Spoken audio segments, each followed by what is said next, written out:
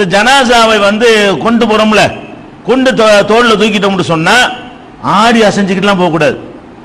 ஜனாசாவுக்கு மட்டும் ஃபாஸ்ட் தான்.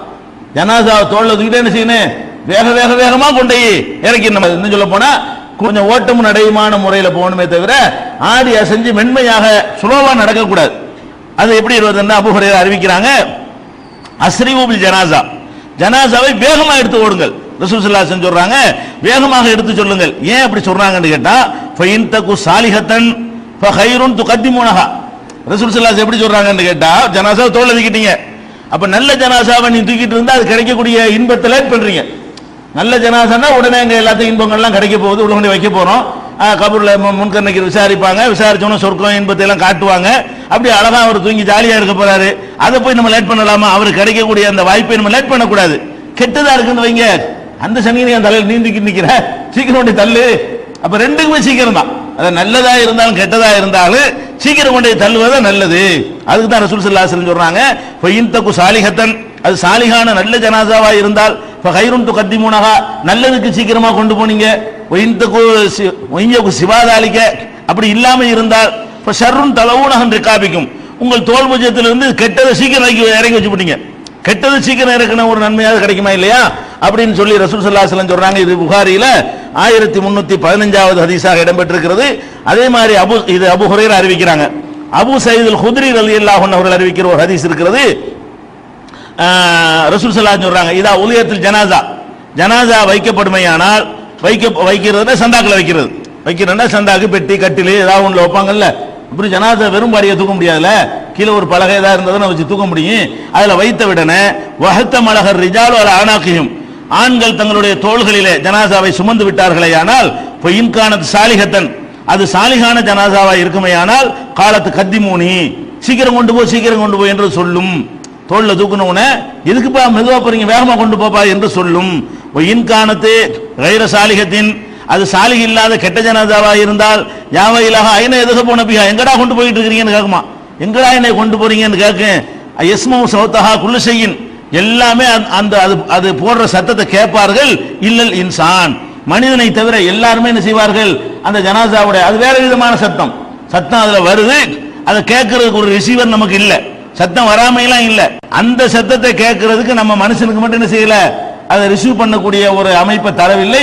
அதனால உங்களுக்கு விளங்கல, வேணும்னு எல்லாம் ஆக்கியிருக்கிறான். ஏன் அப்படி ஆக்கியிருக்கிறான்னு கேட்டா உளவு சமயாவும் இல்ல சைக்க, கேட்டாண்டு வைங்க இன்னும் 1000 பேர் மண்டையை போட்டுவான். அந்த சத்தத்தை கேட்டவுடனே அதிர்ச்சியில் எத்தனை பேர் என்ன செய்வான், மூர்ச்சையா விழுந்துருவானா இல்லையா? அப்ப அது கேட்காம இருக்கிற நன்மை. அந்த ஜனாசா கெட்ட ஜனாசா அது போன்ற அலறல் நம்ம கேட்காம அல்ல ஆக்கி வச்சுக்கிறது, கபருக்குள்ள நடக்கிற வேதனை நமக்கு கேட்காம வச்சுக்கிறது. அது கேட்கறதுனால நிறைய பேர் போயிடுவானே, அப்படி போயிடக்கூடாது, மனிதன் போயிடக்கூடாது என்பதற்காக வேண்டி அல்லாஹ் சில அந்த கேட்காமல் இருப்பது ரஹமத்தாக செஞ்சிருக்கிறான். இது புகாரியில 1314வது ஹதீஸாக இடம்பெற்றிருக்கிறது. அதனால வேகமாக ஜனாசாவை கொண்டு செல்ல வேண்டும். இந்த வேகமாக ஜனாசா கொண்டு செல்வது என்பதை சில பேர் தப்பா புரிஞ்சுக்கிட்டு இந்த ஹதீஸை தான் எடுத்து ஆதாரமா காட்டுவாங்க.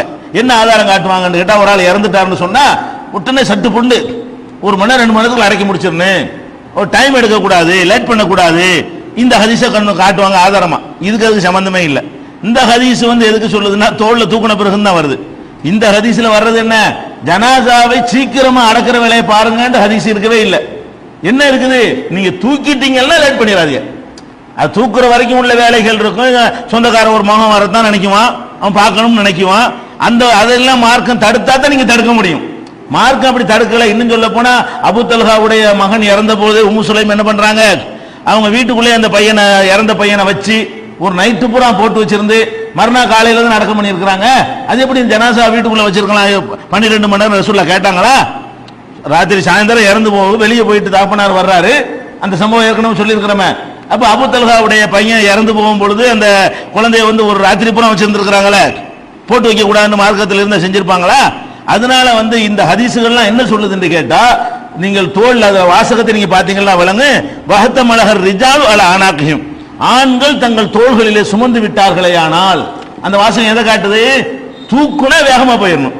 தூக்குற வரைக்கும் பல ஜனாசாவில் அதிகமான நம்பர் வர வேண்டும் நம்ம நினைக்குவோம். ஒரு 100 பேர் தொழுதா நல்லது, 20 பேர் தான் இருக்கிறாங்க, இந்த மனுஷனுக்கு ஒரு நல்லது செய்வோம், இன்னும் கொஞ்சம் ஆளுங்க வரட்டும்பா அப்படின்னு சொல்லி வெயிட் பண்ணா தப்பா?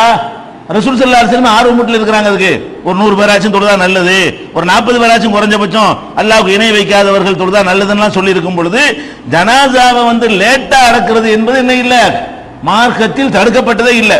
ஆனா ஒரே ஒரு லைஃபான ஹதீஸ் ஒன்று சொல்லுவாங்க. என்ன சொல்லுவாங்கன்னு கேட்டா, அதாவது லா எம்பகையில் ஜீஃபத்தி முஸ்லிமின், ஒரு முஸ்லிமுடைய உடல் அன் துஹபஸ பைனல் அஹ்ரானி அஹ்லிஹி, அவருடைய குடும்பத்தாருக்கு மத்தியில போட்டு வைத்திருப்பது கூடவே கூடாது என்று நபிகள் நாயகம் ஸல்லல்லாஹு அலைஹி வஸல்லம் சொன்னதாக அபூ தாவூதுல 2747வது ஹதீஸாக இடம்பெற்றிருக்கிறது. இதுல 2 ஆளுக்கு வர்றாங்க, யாருன்னு தெரியாத ஆளுங்க. ஒரு ஆள் வந்தாலே நம்ம ரிஜெக்ட் பண்ணிடுவோம். இது அறிவிக்கிற ஆட்கள்ல சயீத் இப்னு உஸ்மான் அல் பலவின்னு ஒருத்தர் வர்றாரு, இவர் யாருன்னு தெரியாத ஆளு. அதே மாதிரி அஸ்ரா பின் சயீத் அல் அன்சாரி அப்படின்னு ஒருத்தர் வர்றாரு, அவரும் யாருன்னு தெரியாது. 3 ஆளு. அவர் யார்கிட்ட அறிவிக்கிறாருன்னா அவங்க வாப்பாட்டு இருந்து அறிவிக்கிறான், சயீதுல் அன்சாரி. சயீதுல் அன்சாரினா யாருன்னு அவரும் தெரியாது. அதாவது இந்த செய்திய சயீதுல் அன்சாரிங்கிறவர் சொல்றாராம். அவர் யாரு, எந்த புக்கிலும் இவரை பத்தி விவரமே காணோம், இவருக்கு வரலாறே இல்லை. இந்த சயீதுல் அன்சாரி சொன்னதாக சொல்றாள் யாருன்னு கேட்டா அவர் மகன் சொல்றாருன்னு வருது அஸ்ரா. அவர் மகன் யாரு, அவர் நல்லவரா கெட்டவரா, என்ன விவரம், அவருடைய கேரக்டர் என்ன, குணாதிசயம் ஒண்ணுமே கிடைக்கல. அதே மாதிரி அவர் சொன்னதாக அறிவிக்கிறாரு சயீத் இப்னு உஸ்மான், இவர் யாரு, இவர் யாருன்னு தெரியாத ஆளு.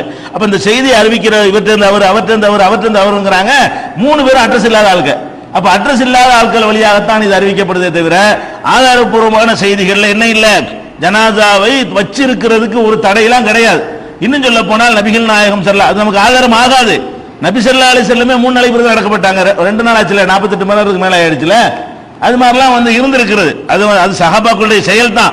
இருந்தாலும் ஹதீஸ்லயும் நமக்கு தடை இல்லாததுனால தான் அது மாதிரிலாம் அவங்க அத்தனை பேரும் சேர்ந்து அபூபக்கர் உமர் போன்றவர்கள்லாம் இருந்தும் கூட நினைஞ்சிருக்கிறாங்க, அதை லேட் பண்ற மாதிரிலாம் நடந்திருக்கிறது. அது நமக்கு ஆதாரத்துக்காக சஹாபாக்கள் செஞ்ச ஆதாரமா இல்லாட்டா கூட நபிகள் நாயகம் ஸல்லல்லாஹு அலைஹி வஸல்லம் அவர்கள் நமக்கு தடுக்கல.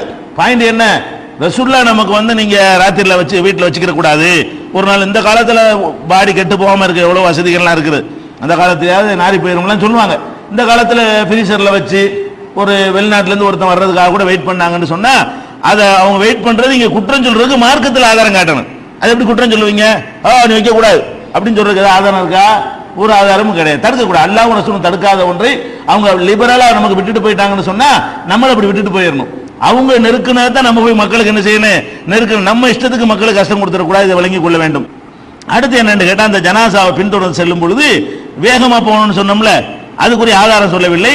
நபிகள் நாயகம் ஸல்லல்லாஹு அலைஹி வஸல்லம் காலத்துக்கு பிறகு நடந்த ஒரு சம்பவம். என்ன சம்பவம்னு கேட்டா, அப்துர் ரஹ்மான் இப்னு சம்ரா அப்படிங்கிறவர் இறந்து போயிடுறாரு. இறந்தவன ஜியாத் இருந்தார்ல, ஜியாதுங்கிற ஒரு ஆட்சி தலைவர், ஒரு முக்கியமான ஆளு. அவர் என்ன பண்றாருன்னு கேட்டா, ஜனாசாவுக்கு முன்னாடி நடந்து போறாரு. ஜனாசாவுக்கு பிந்தி தான் நடப்பாங்க பெரும்பாலும். இவர் ஜனாசாவுக்கு முந்தி நடக்கிறார், ஜனாசா அவருக்கு பிந்தி வருது. அப்படி நடந்து போறாரு. சில அந்த அவருடைய குடும்பத்தார்களும், இறந்து போன அப்துர் ரஹ்மானுடைய குடும்பத்தார்களும் ஜனாசாவுக்கு முன்னாடி போறாங்க, மற்ற மக்கள் எல்லாம் பின்னாடி வர்றாங்க. அதாவது ஜனாசாவுல நடுவுல விட்டு முன்னாடி ஜியாதுங்கிற தலைவரும் குடும்பத்தாரும், பொதுமக்கள்லாம் எங்க வர்றாங்க, ஜனாசாவுக்கு பின்னாடி வந்துகிட்டு இருக்கிறாங்க.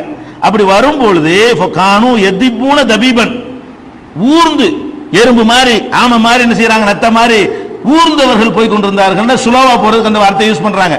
போன உடனே அப்ப அபு பக்ராங்கிற ஒரு சஹாபி, அபு பக்கர் இல்ல அபு பக்ரா, அபு பக்ராங்கிறவங்க ஒரு சஹாபி, அவங்க அவங்களுடைய கோவேறு கழுதையில ஏறி எழுத்தாப்புல வந்துகிட்டு இருக்கிறாங்க. அவர் பாக்குற, என்னடா இப்படி போறாங்க, ஜனாசாவை தூக்கிக்கிட்டு என்னமோ ஆடி அசைஞ்சு தேர் போற மாதிரி போறாங்களேன்னு சொல்லிட்டு அவர் கோவம் வருது. உடனே என்ன செய்யறாரு, கோவேறு கழுதைய கூட்டத்தில் விட்டுறாரு.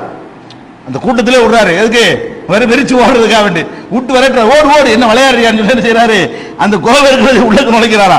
பலம்மார் அல்லது எஸ்னவுன ஹமல் அலைஹிம் பகலத்திஹி, அவங்க செய்யற இந்த செயலை தன்னுடைய கோவேறு கழுதையை விட்டு தாக்க ஆரம்பித்தார்.